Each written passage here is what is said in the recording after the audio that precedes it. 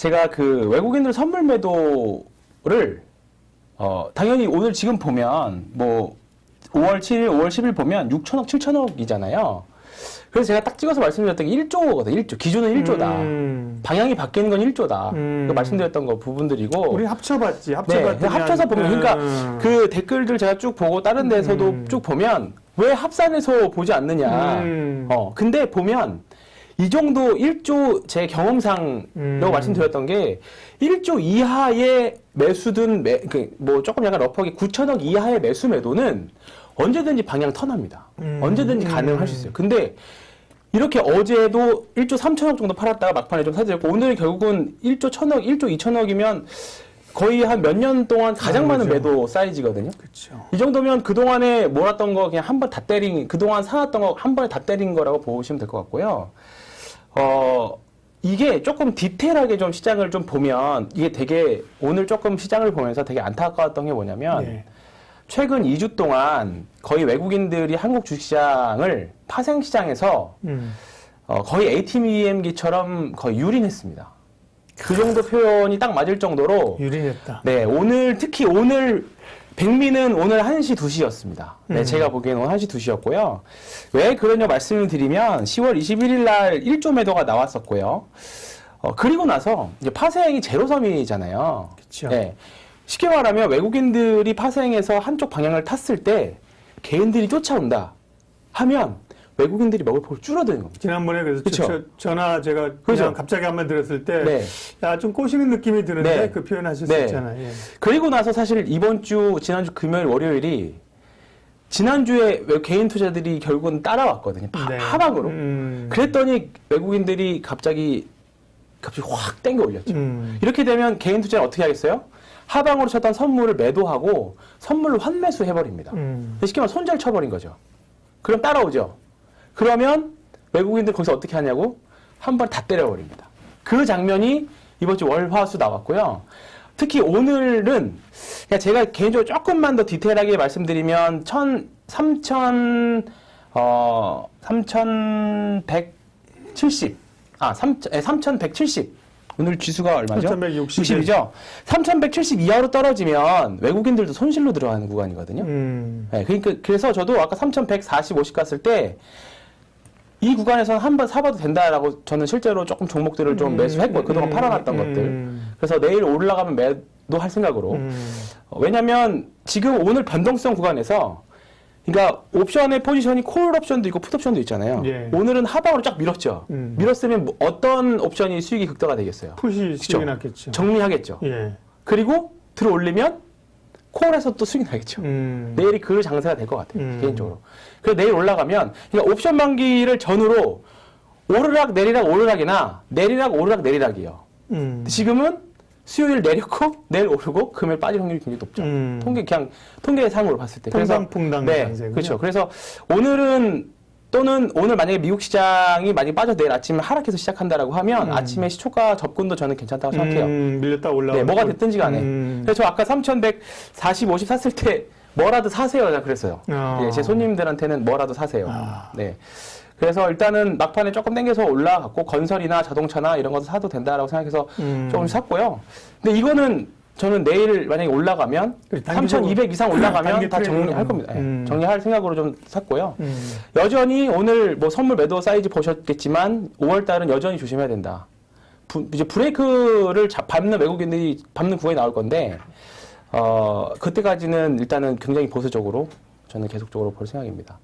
그러니까 지금 주가가 하락할 때 개인들의 뭐 70조 유동성, 60조 유동성 이거 뭐 하냐 네. 하는 말씀들이 있는데 어제 오늘 철저하게 실감했어요. 개인이 아무리 사도 안 오릅니다. 절대로 안 오릅니다. 왜냐하면 그만큼 받친 거 아니에요? 네, 말 그대로 개인 투자자들과 외국인 투자자들의 그 네. 매매 패턴인데요. 주식은 어떻게 해야 오르냐면 시장가로 사야 오르잖아요. 그렇죠. 그죠? 주식은 받쳐서 사서는 절대 오르지 않습니다. 주식은 공격적으로 팡팡팡 위로 그냥 올려서 사줘야 돼요. 네. 근데 속성상 외국인들은 그렇게 삽니다. 근데 팔 때도 그렇게 팔아요. 개인들은 속성이 받쳐서 삽니다. 또 받쳐서 팔고. 그렇기 때문에 주식의 그 호가창 보시면 주가가 팡팡팡 올라가는 거 보면 오히려 매도 잔고가 훨씬 더 많아요. 왜냐하면 매수에 받치는 게 아니라 받칠 시간 없이 그냥 바로바로 시장 가서 사니까 주가가 올라가는 거거든요. 그럼 상대적으로 호가 비율이 매도 잔량이 더 많아질 수밖에 없거든요. 그렇죠. 그렇게 접근해 보시면 돼요. 근데 지금 개인 투자자들과 외국인 투자자들의 이제 매매 패턴이라던가 그런 습성들을 봤을 때 지금 구간에서는 여전히 매도가 강력하게 좀 센 구간이라고 보고 있고요. 일단은 이번 주 월요일날 사실 저도 뜨끔했던 게 지난주 금요일날 고용지표가 안 좋게 나왔죠. 그래서 사실 파월 의장이 3월 달에 했던 얘기가 100만 명 이상의 신규 고용이 수개월간 지속됐을 때 테이퍼링 될 것이다 라는 거였는데 예상치 한 90만 명 후반이나 100만 명 정도 됐잖아요. 그렇죠. 그래서 고용이 100만 명 넘어가면 시장이 부담될 거다. 테이퍼링이 될 수도 있는 거 아니냐 했는데 안 좋게 나오는 바람에 26만 명인가. 네, 엄청 하회를 했죠. 근데 월요일날 그래서 한국 시장이 좀 생각보다 반등을 했는데 그 오후부터 나왔던 뭐냐면 4월 고용지표 안 좋은 건 일시적이다. 그리고 인플레에 대한 이야기가 나오기 시작했습니다. 그렇죠. 그러니까 인플레가 금리로 연결되는 이슈가 사실 나온 지 얼마 안 됐고요. 그러니까 연준이 금리 테이퍼링을 고려를 할 때, 그러니까 금리를 결정할 때, 테이퍼링이 아니라 금리를 결정할 때 고용이랑 금리잖아요. 고용이랑 인플레, 물가인데 계속 우리가 고용에만 집중을 하고 있었는데 갑자기 인플레에 대한 얘기들이 이번 주도 나오기 시작했죠. 이 말이 제가 무슨 말씀을 하고 싶냐면 매도하기 위한 핑계거리 찾는 거 아니냐. 만약에 시장이 좋았다라고 하면 지난주 고용지표 안 좋은 거 그냥 그대로 받아들였을 거예요. 근데 지금은 그런 뉴스들이 계속 흘러나온다는 거는 뭔가 매도를 하기 위한 명분을 찾는 게 아니냐 이렇게 생각을 하고요. 그에 걸맞게 외국인들, 미국도 마찬가지, 미국도 거친 흐름들이 나오고 있고 한국은 뭐 아주 그냥 그러니까 지수는 사실 얼마 안 빠졌거든요. 사실 3,150이면 그렇죠. 네. 사상 신고가에서 얼마 차이 안 나요. 근데 지금 계좌들은 녹았죠. 많이 쉽지 않으실 겁니다. 그러니까. 네, 그래서 월요일날 우리가 뭐 최고치가 안 냈는데도 그죠. 이틀 흔들리니까 네, 그죠. 그렇습니다. 그래서 아마 그런 부분들은 아마 5월달 내내 이 부분들이 시장을 계속 흔들고 변동성 유발하는 요인이 될 거라고 보고 있고요. 또 하나는 시장이 5월달 증시 난이도 최상이라고 저는 계속적으로 생각을 하는 게 뭐냐면 지금 지수는 굉장히 변동성이 나오고 어제랑 오늘 주가가 엄청나게 떨어졌음에도 불구하고 우리 신고가 얘기하잖아요. 제가 4주 신고가를 계속 말씀드리는데 4주 신고가 종목들은 여전히 많이 나옵니다. 그러니까 시장이 극단적인 장세예요. 가는 놈들은 계속 가.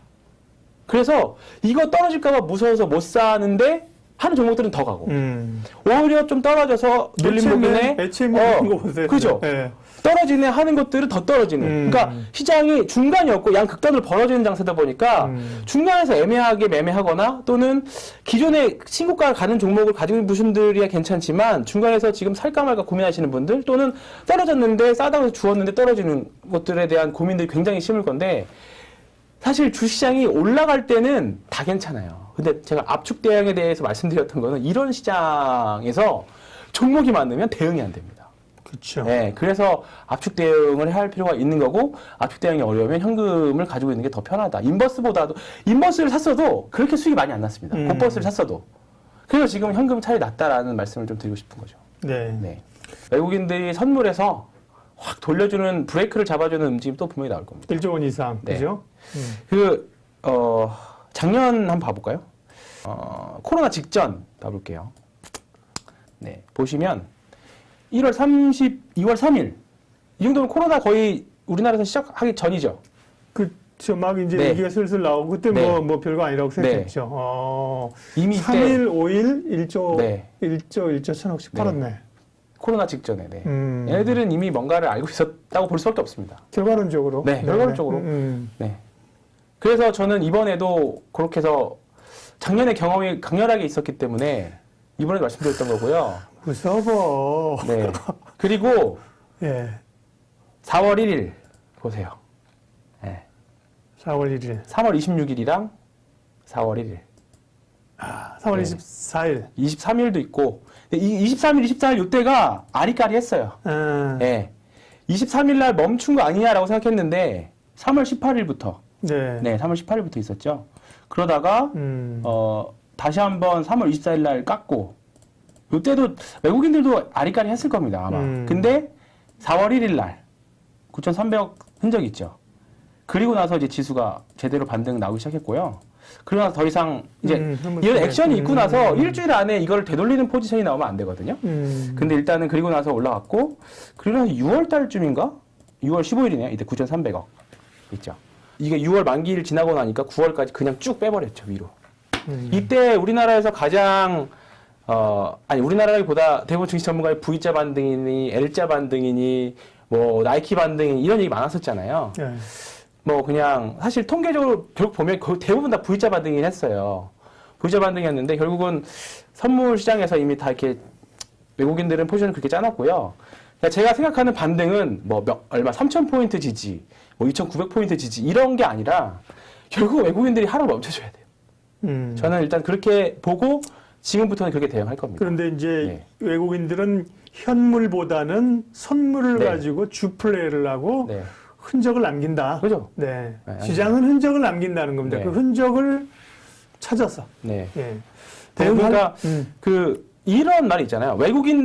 지수는 외국인들이 만들고 수익률은 기관이 만든다라는 말이 있어요. 맞아요. 그러니까 왜냐하면 이 말은 뭐냐면 외국인들 입장에서는 삼성전자, 하이닉스, 뭐 현대차, 기아차, 시가총액 상위 10개 종목만 가지고 지수 묶어버리고 개별 종목으로 패거나 뭘 하거나 수익률 게임 하면 돼요. 외국인들은. 왜냐하면 외국인들은 지수만 선물 옵션에서 먹는 수익이 더 많습니다. 많기 때문에 그 지수만 가지고 지난주부터 이번 주까지 보면 지수 묶어놓고 종목 박살나는 케이스도 많았었고, 그 다음에 지수는 떨어지는데 종목은 올라가거나 내려가거나, 또 지수는 가만히 있는데 종목들은 올라가거나 그런 시장이 이런 흐름들이 많이 나오는데, 최근의 흐름들이 외국인들이 완전 그냥 시가총액 상위 종목들을 완전 장악해서 대형주 묶어놓고 지금 삼성전자, 하이닉스 묶어놓고 그냥 개별 종목들을 털어내고 막 그런 흐름들이 있었죠.